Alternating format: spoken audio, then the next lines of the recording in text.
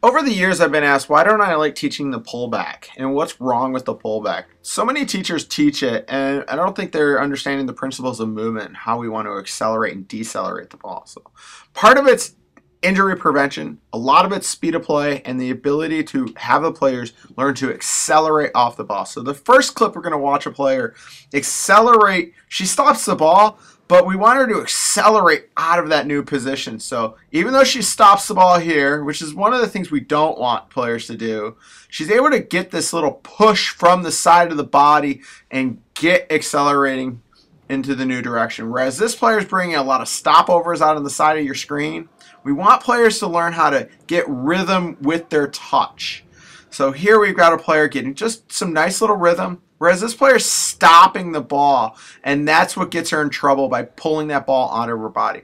So here we can look at a pullback, and we can see that the player is not able to accelerate into the new direction. So as the player stops with her left leg, she puts herself in a bad position, her body's straight up and down, and as she pulls, she's not able to generate any force to push herself in the new direction. She's only able to kind of fall into that new direction. You can see her even falling even more. The ball's not even an issue right now. So this player stops the ball and pulls himself back and gets himself into trouble because he reaches, stops his body, and now has to decide what to do with the ball.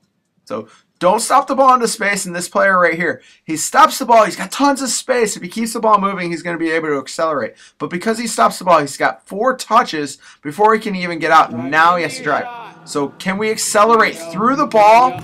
This player is working on resistance training, but we have to be able to generate force and movement. So where this player is able to get his head up, keep the ball moving, and it creates a lot of problems. You can see he's able to push in one direction.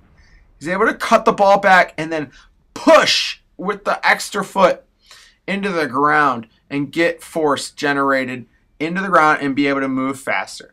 Whereas now he's stopped the ball, he's in trouble, and luckily the defender kind of pokes it away, and he's able to get away, create some space from the defender, even though it's negative space. Now he's able to get his head up, read the defender, and push this ball past and get away.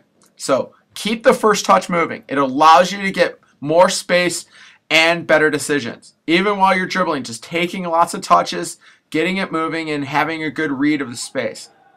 Multiple touches while training are essential. Being able to keep your first touch moving into space and having your head up.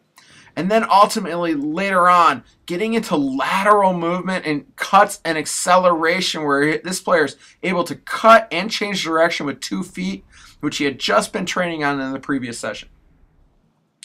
Multiple touches, multiple moves, and then learning new ways of stopping where this player spins out of the move, is able to accelerate and decelerate immediately into the same step.